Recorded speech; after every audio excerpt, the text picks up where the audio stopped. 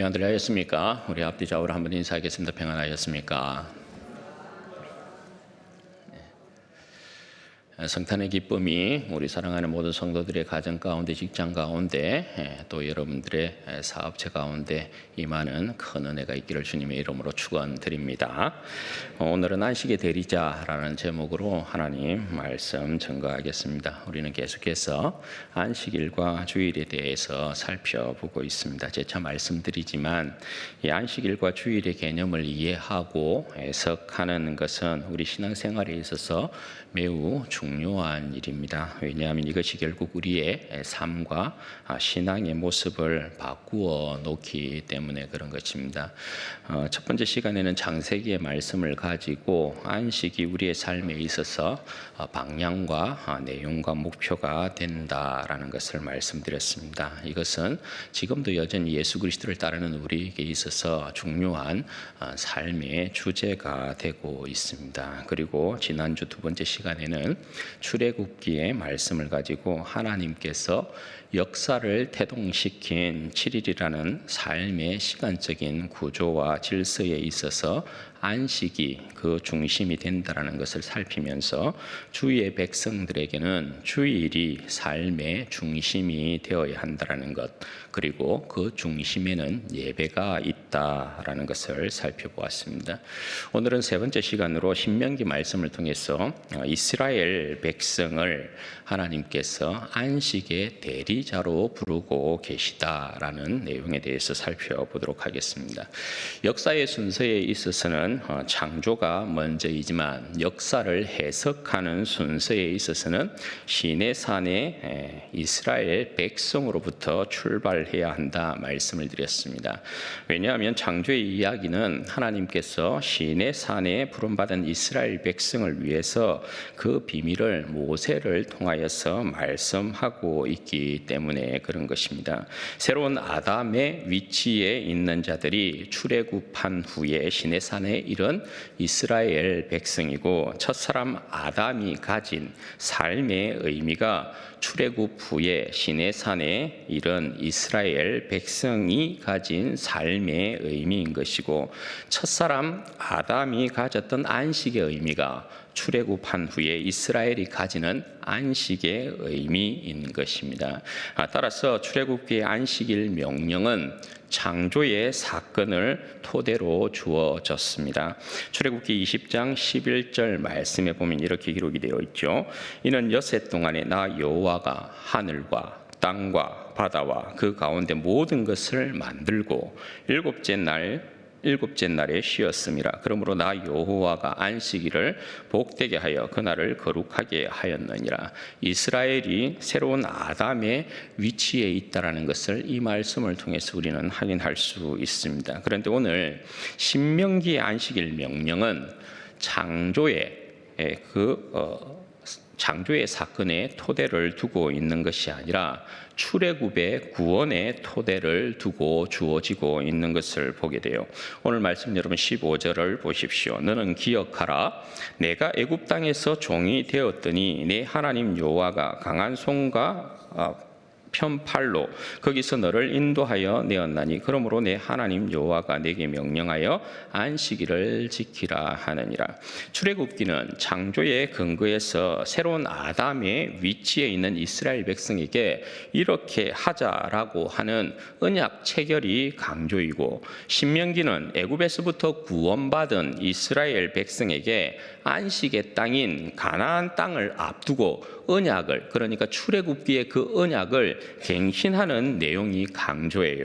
따라서 애굽에서부터 구원받은 저들에게 안식의 땅에 들어가면 너희는 이렇게 누리고 살아야 한다라는 것이 주요 내용입니다. 우리가 읽은 안식일 명령도 여러분 그렇습니다. 어떻게 새롭게 주어지고 있느냐? 먼저 언약 체결이 언약 체결에 강조를 둔 출애굽기의 안식일 명령, 제가 다시 읽어드립니다. 출애굽기 20장 8절에서 10절입니다.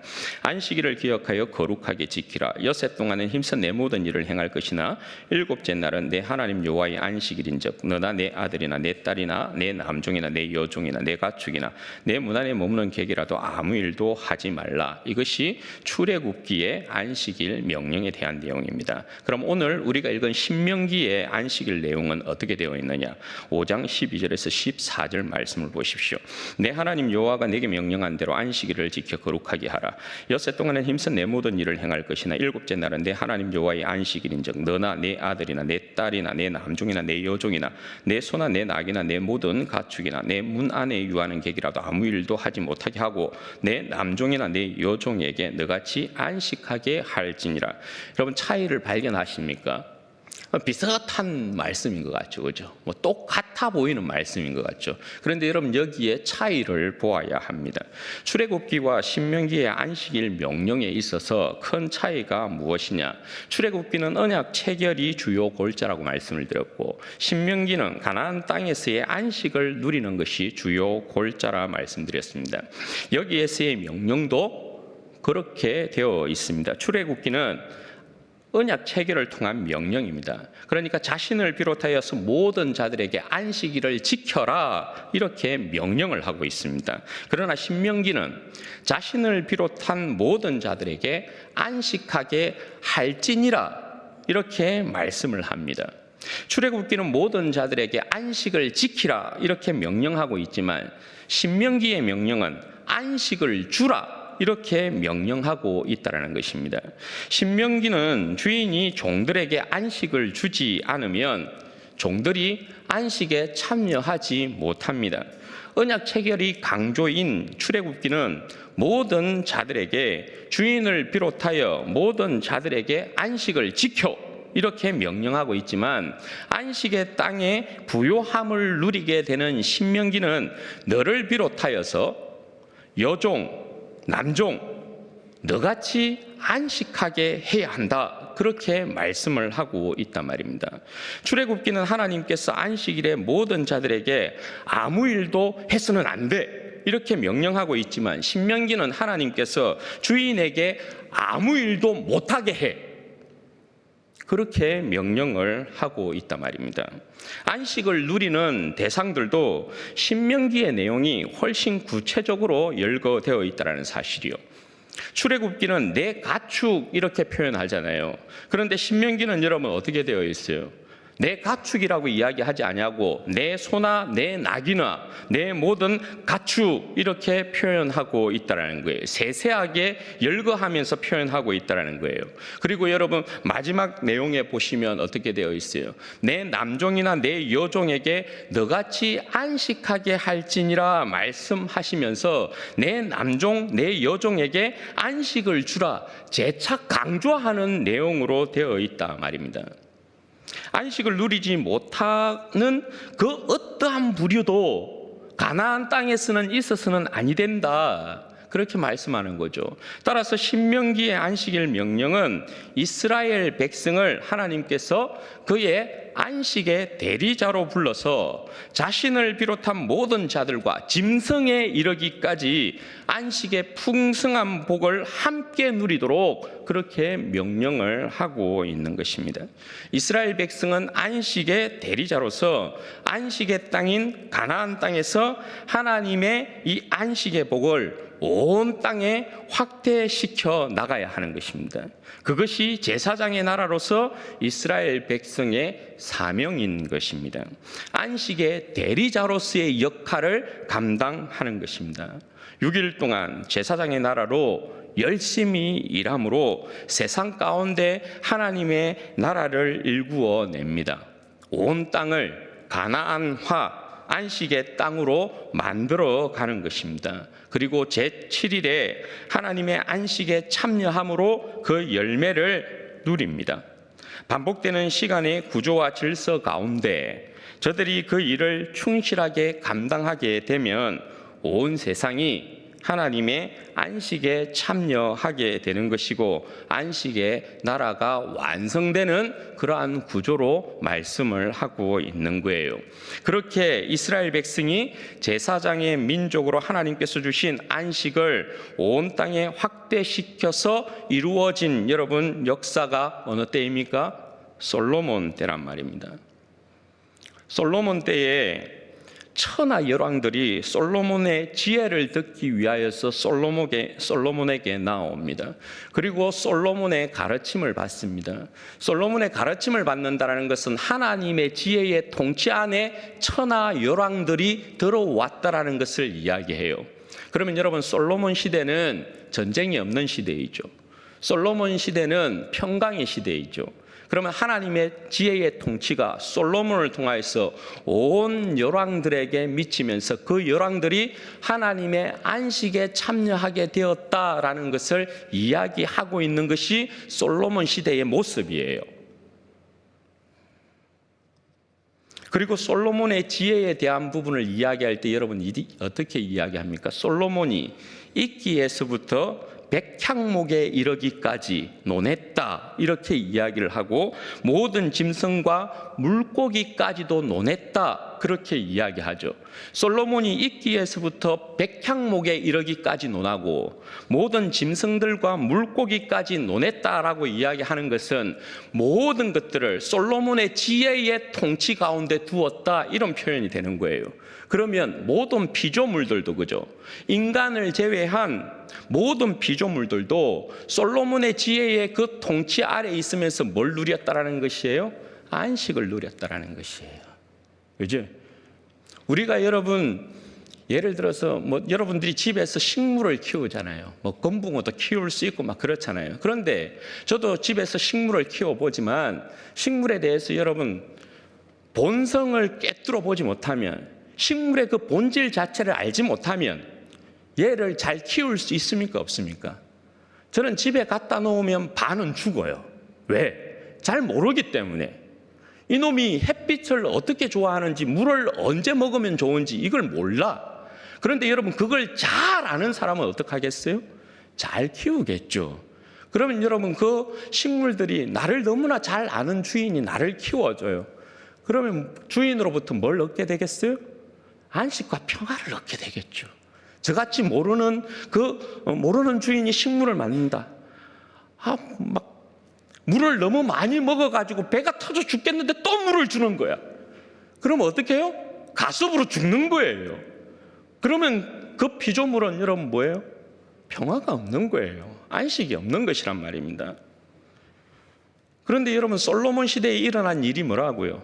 천하 열왕들이 솔로몬에게로 나와서 솔로몬의 지혜를 듣고 그 가르침을 받고 하나님의 그 평화의 통치 가운데 거합니다. 그러니까 솔로몬 시대에는 이방인들과 전쟁했다라는 기사가 없어요.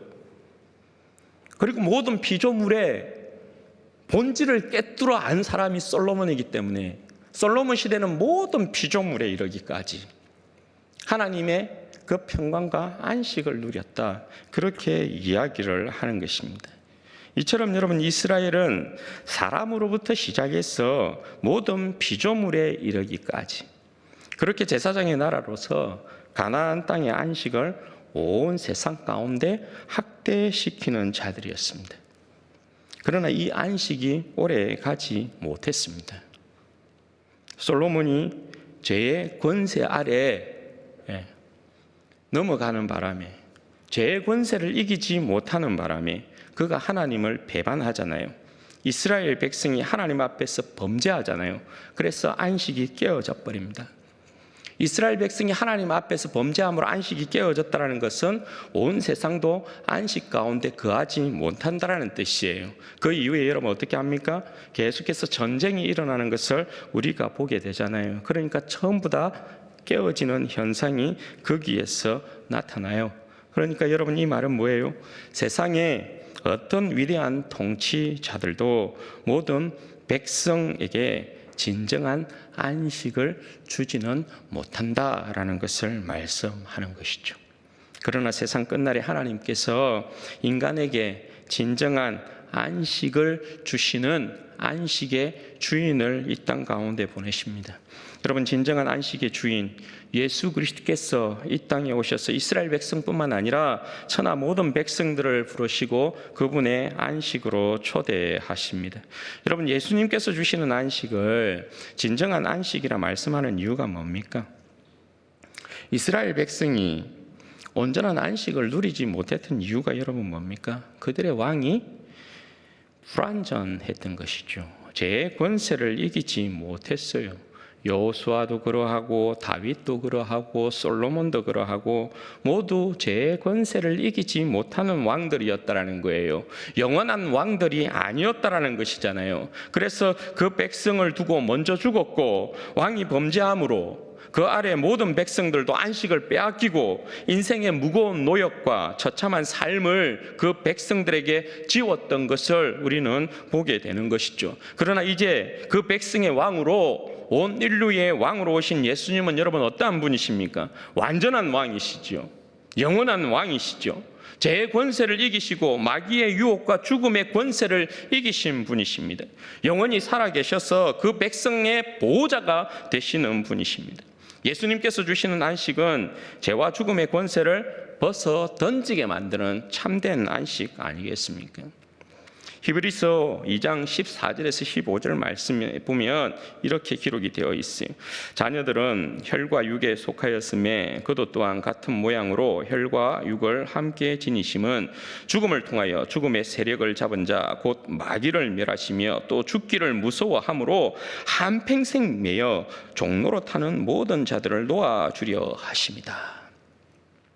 여러분, 이 말씀의 증거를 보면 세상의 모든 인생들은 죄로 인해서 한평생 죽음의 권세 아래 포로가 되어서 종로로 타면서 죽음에 벌벌 떨고 있는 그러한 모습들이다라는 것을 말씀하고 있잖아요. 그러니 여러분, 인생들에게 참된 안식이 어디 있겠습니까? 히브리서의 이 내용을 가장 잘 보여주고 있는 사건이 요한복음 20장에 있는 사건이에요. 요한복음 20장을 보시면 주님께서 죽음의 권세를 깨시고 안식 후 첫날에 제자들을 찾아갑니다. 그리고 제일 먼저 제자들을 찾아가신 예수님께서 인사하신 내용이 여러분 뭡니까? 평강이 있을지어다, 이렇게 인사를 합니다. 여러분, 이 평강의 인사가 그냥 그들이 평상시에 만났을 때 샬롬에 대한 그 내용이 여러분 아니죠. 똑같은 샬롬이라고 이야기하고 인사하고 있는 것이지만 이스라엘 백성이 예수님이 부활 이전에 그들이 그저 나누었던 평강하십니까? 이런 인사의 내용이 아니죠. 왜 그렇습니까? 여러분, 죽음의 두려움과 공포에 사로잡혀 있었던 그 제자들에게 부활하신 주님께서 찾아오셔서, 죽음을 이긴 주님께서 찾아오셔서 샬롬 이렇게 이야기했다고. 그건 여러분 어떤 인사예요? 죽음을 이긴 진짜 평강, 죽음을 이긴 진정한 안식을 그 제자들에게 주시면서 샬롬 하고 있는 것이거든요. 여러분, 주님께서 부활하신 모습으로 제자들을 찾아왔을 때 제자들이 받았을 충격을 한번 생각해 보십시오. 죽음의 공포 앞에서 제자들이 문을 꽁꽁 걸어두고 있었잖아요. 자기들도 잡혀서 죽을까 봐. 그런데 그 문을 주님께서 열고 딱 제자들에게 나타나셔서 너희들에게 평강이 있을지어다, 이렇게 말씀하신다고요. 죽음을 이기신 예수님의 평강을 그들 가운데 전하고 있단 말입니다. 여러분, 예수님이 그들에게 찾아오셔서 평강이 있을지어다 그렇게 말했을 때 죽음의 그 공포에서 떨고 있었던, 그 두려움에서 떨고 있었던 제자들에게 여러분 어떤 일이 일어났을 것 같습니까? 그 모든 두려움과 공포가 한 방에 사라졌을 것 같지 않아요? 여러분, 그리스도인들이 맛보는 안식은 이론적이거나 어떤 상상을 통해서 얻는 것이 아니에요. 직접적이고 경험적이고 사실적이고 현실적인 것입니다. 맛을 보고 아는 것이죠. 왜냐하면 우리는 죽음에서 부활하신 살아계신 주님을 섬기는 백성들이기 때문에 그래요. 죽음에서 부활하신 주님께서 우리에게 샬롬, 평강을 주고 계시기 때문에 그래요. 죽음을 이기신 주님께서 우리에게 그 안식을 주고 계시기 때문에 그렇단 말입니다.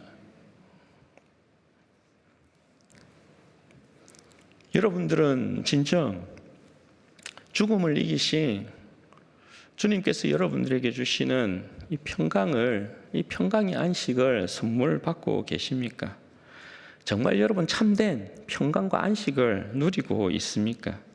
주님께서 부활하신 이 주일에 여러분 진짜 주님께서 주시는 평강과 안식을 누리시냐 말입니다.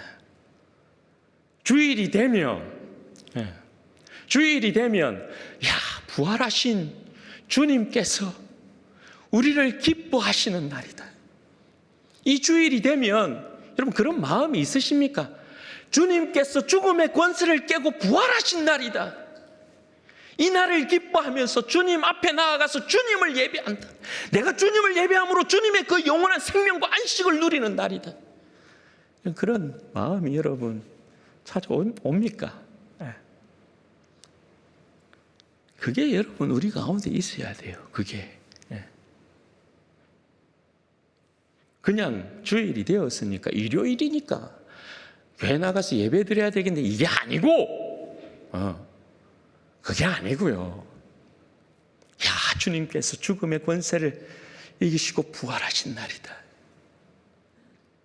주님께서 이 부활하신 날 내가 주님 앞으로 나아간다. 그리고 그 부활하신 그 주님의 생명과 주님께서 죽음을 이기신 그 평강과 주님께서 나에게 영원한 안식을 주시는 분이시다. 내가 그 주님을 기뻐하고 즐거워함으로 그 생명에 참여한다. 이런 여러분 마음에 이런 설렘들이 있어야 되고 이런 여러분 확신들이 있어야 되고 이런 믿음의 여러분 영광을 가지고 있어야 되죠. 그게 여러분 맞는 모습이죠. 모르겠어요. 여러분들이 이 복된 주일날 누려야 될 평강, 안식의 복을 누리지 못하게 하는 그 실체가 무엇인지는 모르겠지만 여러분 기억하십시오. 그것이 무엇이든지 간에 그것이 우리 주님의 영광보다 더 큰 것 아닙니다. 그것이 여러분 주님의 권세보다 더 큰 것 아닙니다. 우리가 이 주일날 주님 앞에 나와서 주님의 그 평강과 안식을 누리지 못하게 만드는 그 어떠한 이 세상의 그 어떠한 것들도 우리 주님보다 크지 않아요. 주님께서 우리에게 선물하신 생명의 복과 여러분 견줄 수 없는 거예요. 그 어떤 것도요. 여러분의 믿음을 주님께 두시고 여러분의 생명을 주님께 맡기셔야 되죠.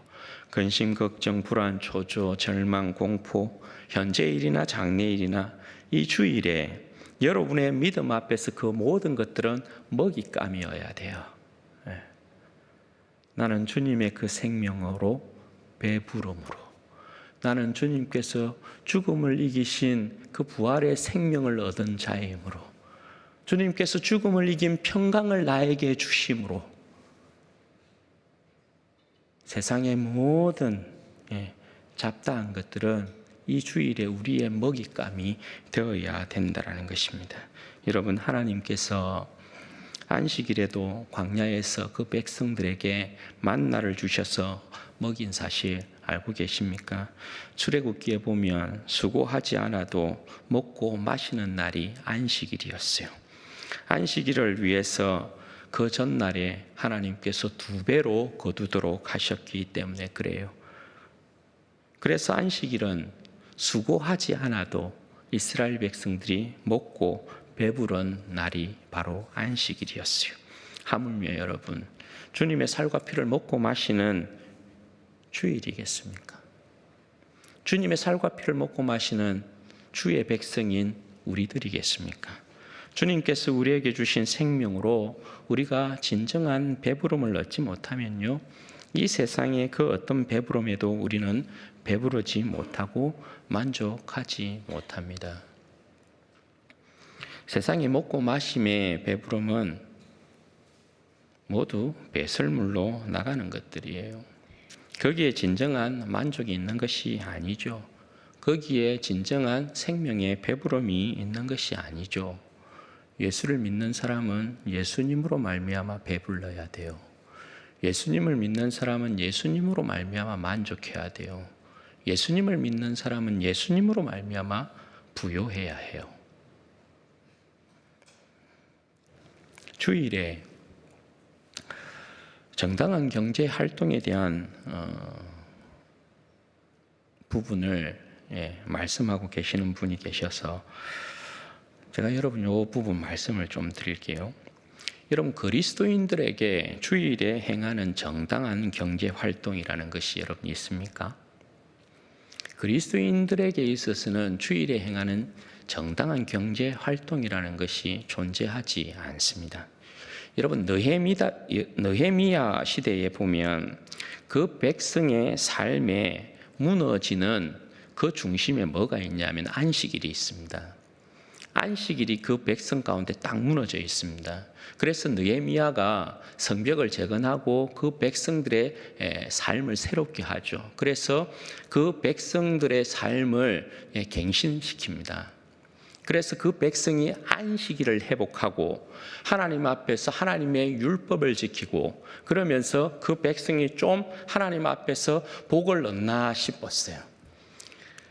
느헤미야가 그 백성 가운데 개혁을 이루고 다시금 자리를 떠났다가 또 좀 시간이 지나서 10여 년이 지나고 난 이후에 다시금 돌아오는데 그 백성의 삶이 또 무너져 있습니다.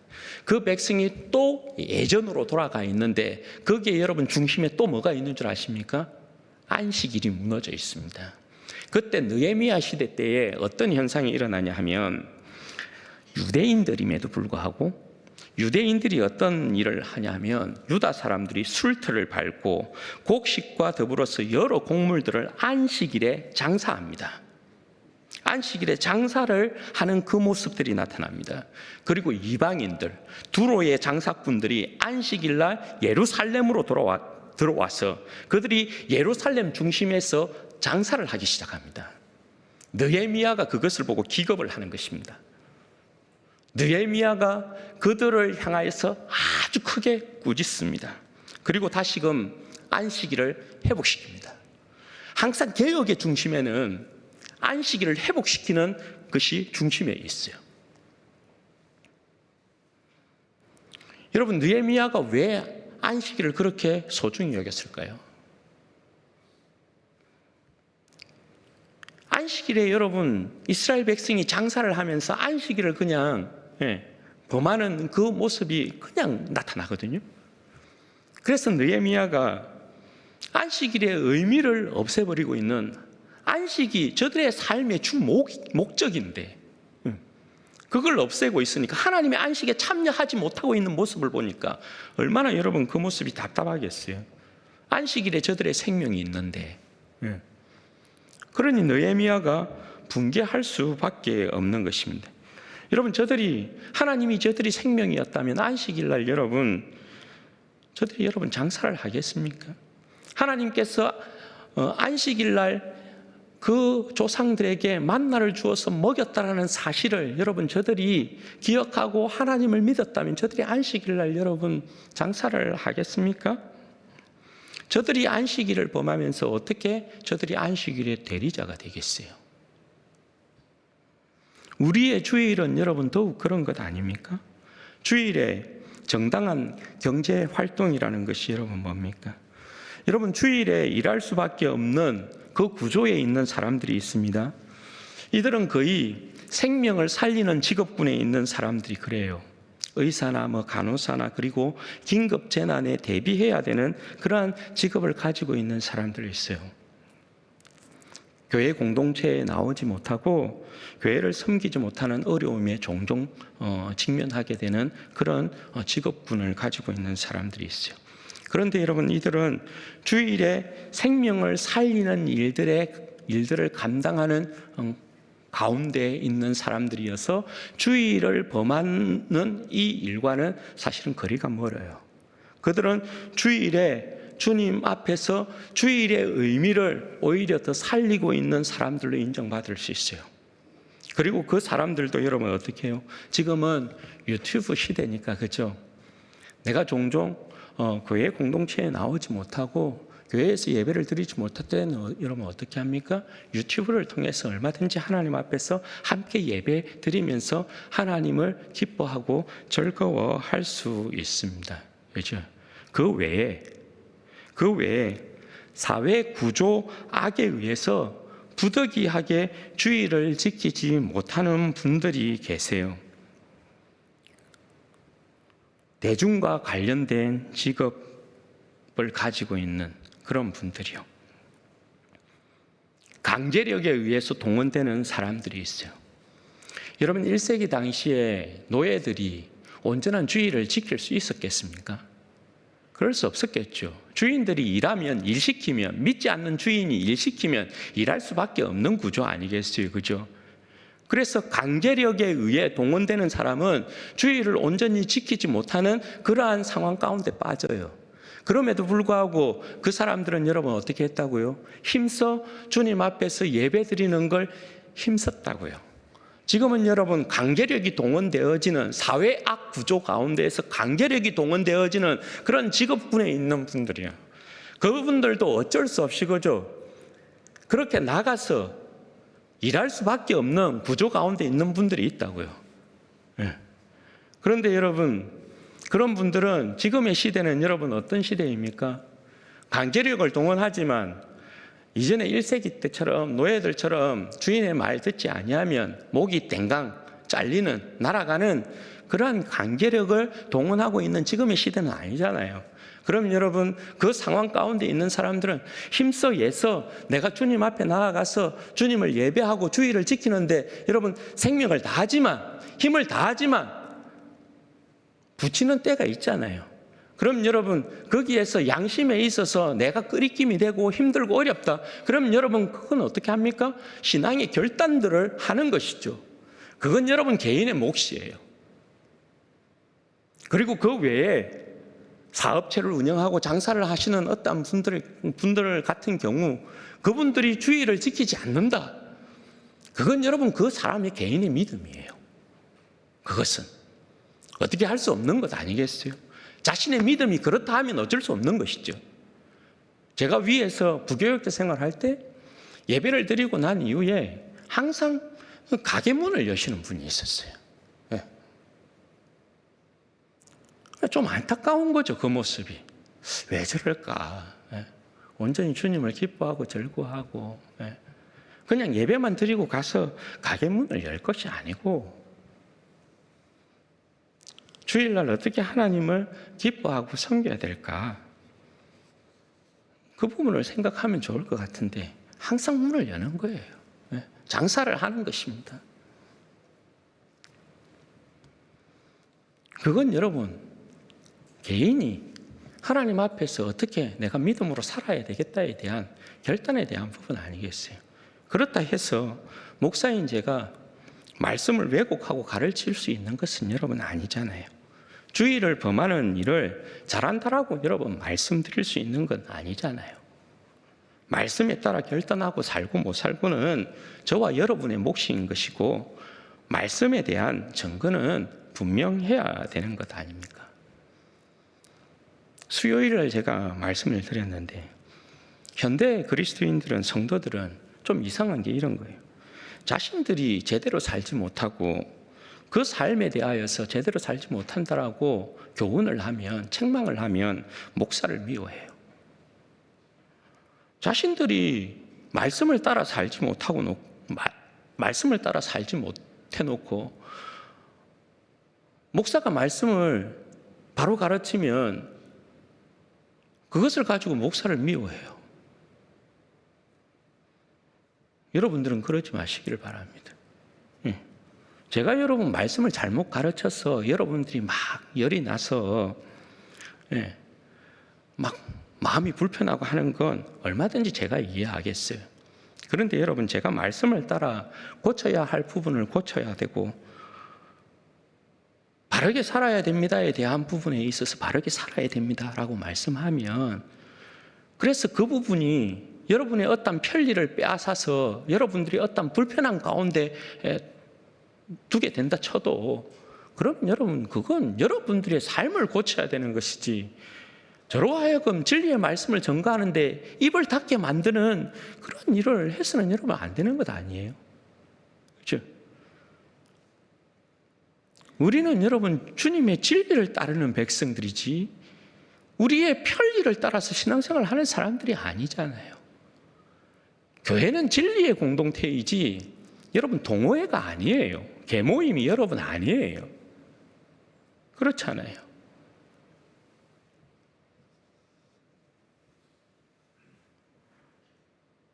여러분, 말씀을 듣고 제가 그릇된 여러분 말씀을 가르치면 화내십시오. 분해하십시오. 괜찮습니다. 그건. 그런데 말씀을 듣고 그 말씀이 그러함에도 불구하고 여러분들의 마음에 불편함을 가지는 일이 없도록 바랍니다. 그건 여러분 썬뿌리가 납니다. 마음에. 썬뿌리가 나게 되면 반드시 여러분 마귀가 틈탑니다. 그러면 개인의 신앙생활이 여러분 망가지게 되어 있어요. 그렇게 여러분 아니 되어야 합니다. 여러분, 주님께서 마태복음에 말씀하는 내용이 뭡니까? 무엇을 먹을까 마실까 입을까 염려하지 말라 그랬어요. 왜냐하면 하나님 아버지께서 다 아신다 이렇게 말씀하잖아요. 이 말씀을 여러분 모르는 사람이 없습니다. 그런데 문제는 뭐냐? 우리는 아버지를 안 믿는다라는 것입니다. 아버지를 안 믿는 확실한 믿음을 가지고 있다는 거죠. 그러나 여러분 한번 생각해 보시죠. 지금까지의 우리의 삶이, 지금까지 내 삶이 내 힘과 능력으로 여기까지 왔습니까? 우리는 우리 가운데 아무도 그렇게 고백하는 사람이 없다, 그죠? 지금까지 내가 여기까지 온 것은 내 힘과 능력으로 여기까지 왔습니다 고백하는 사람 없잖아요. 시편에서도 여러분 그렇게 고백하잖아요. 시편 기자가 여호와께서 집을 세우지 아니하면, 여호와께서 성을 지키시지 아니하시면 건축자의 수고가 여러분 헛되고 파수꾼의 경성함이 허사가 된다. 그렇게 말씀하잖아요. 우리 인생의 공든탑이라고 내가 세웠다고 자랑하는 순간 그건 여러분 한 방에 무너질 수 있다. 우리는 너무나 그걸 잘 알잖아요. 그러니까 여러분 우리가 이 주일에 항상 확인해야 될 것이 뭡니까? 하나님 아버지께서 예수 그리스도로 말미암아 우리의 생명을 책임지신다라는 것 아니에요. 이미 우리의 인생이 주님 안에 배부른 인생이라는 것을 이 주일에 여러분 우리는 확인해야 되는 것이죠. 주님께서 이미 그 자신의 생명과 영광을 우리에게 주셨다라는 것 말입니다. 이것을 확인하고 확신해야 이 주일에 우리는 참된 평강과 안식을 얻을 수 있는 거잖아요. 요한복음 20장에 보면 예수님께서 평강의 인사를 2번 하십니다. 첫 번째는 죽음을 이기신 그 몸으로 죽음에 벌벌벌 떨고 있는 그 제자들에게 평강이 있을지어다 이렇게 한번 인사하고요.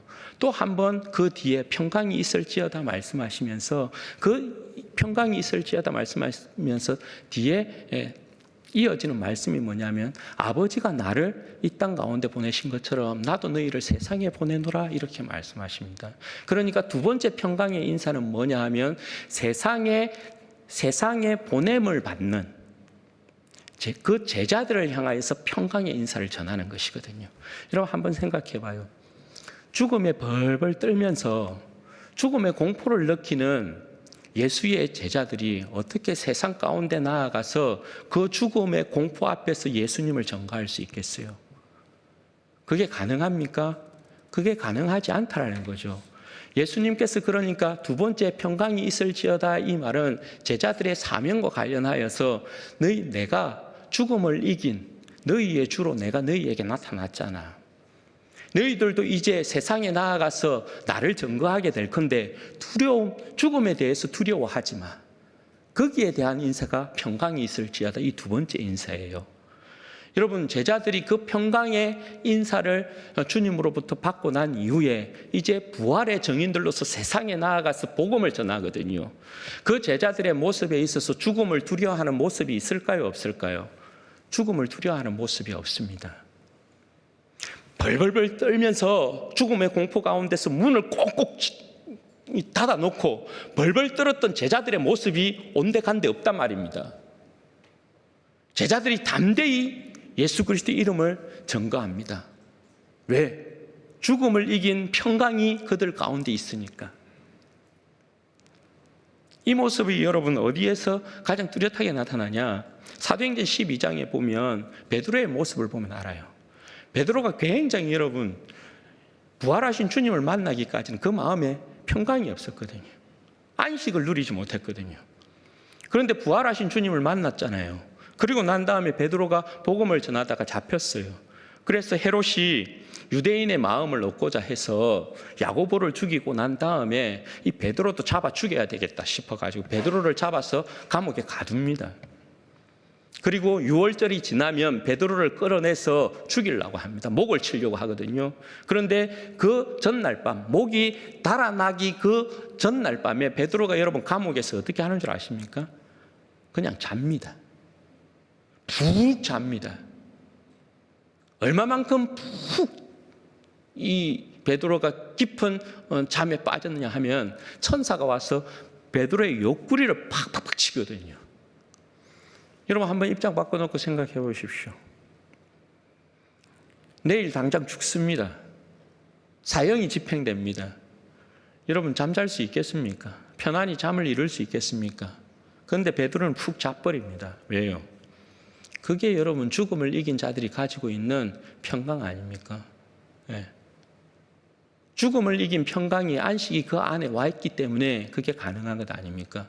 이와 반대되는 사람이 누구냐면 야곱입니다. 야곱 시대는 부활의 소망이 열려있지 않는 시대잖아요. 구약 시대는. 그래서 야곱이 하나님 앞에 약속을 받아놓고도 그 형 에스가 400명을 데리고 와서 너 죽이려고 한다고 하니까 야곱이 여러분 어떻게 합니까? 야복강에서 밤새도록 하나님 앞에 기도합니다. 그리고 하나님 앞에서 그렇게 기도하고 약속을 받고 난 이후에야 좀 안심해요. 그럼에도 안심하지 못하죠. 여러분 이 차이가 뭡니까? 베드로와 이 야곱의 차이가 말입니다. 예수 그리스도로 말미암아 죽음 이후에 그들에게 주어지는 영원한 평강과 안식이요, 이걸 선물 받은 자와 그 약속을 받지 못하고 있는 자의 차이 아니에요?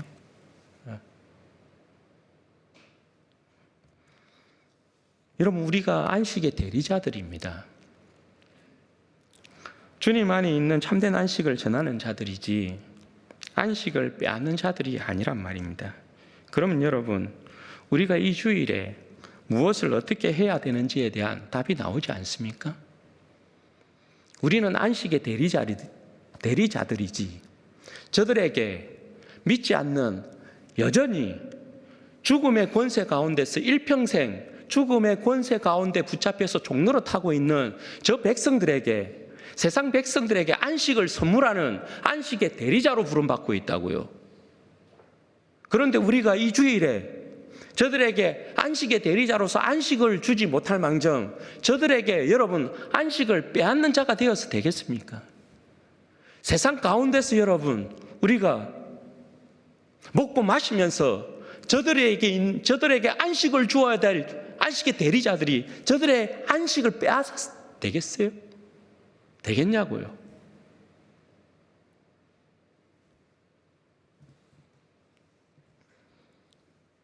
여러분 이것이 새로운 장로의 여러분 유전을 전하는 것처럼 생각되지 않았으면 좋겠어요. 제가 여러분 전하는 건 새로운 장로의 유전을 만들어서 여러분들에게 전하는 것이 아닙니다.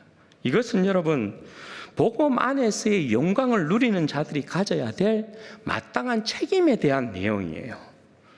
여러분 복음의 자유와 방종을 절대 여러분 헷갈려 하지 마시면 좋겠어요. 우리는 여러분 그리스도인입니다. 참된 안식의 대리자들이에요. 일생을 죄의 권세에 매여서 여전히 아직도 종노릇하는 저들을 불쌍히 여겨야 합니다. 아버지의 마음을 가져야 된다고요. 죄의 권세, 돈의 권세 아래에 여전히 종노릇하고 있는 저들을 구원해야 될 불쌍한 영혼들로 보아야 된다고요. 그게 여러분 마땅히 우리가 가져야 될 마음 아니에요. 자세 아니에요. 제가 여러분 지금 주일에 세상에서의 모든 활동을 금해야 됩니다, 이렇게 말씀하는 것 아니에요. 여러분 장사하고 싶으면 장사하십시오. 사업하고 싶으면 사업하십시오. 일을 해야 되겠다면 하십시오.